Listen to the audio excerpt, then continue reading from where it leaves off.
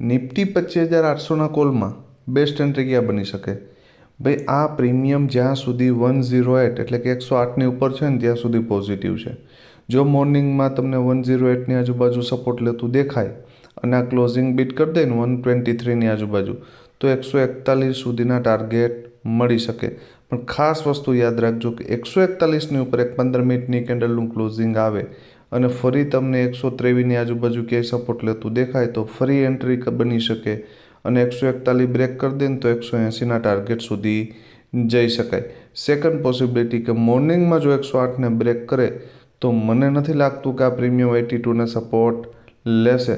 તો પછી આની જગ્યા છે 56 અને આ એરિયાની આજુબાજુ ક્યાંય પણ સપોર્ટ લેતું દેખાય તો એન્ટ્રી કરી શકાય. પહેલો ટાર્ગેટ 82, બીજો 108 અને એનાથી ઉપર જાય તો 124 સુધી જઈ શકે.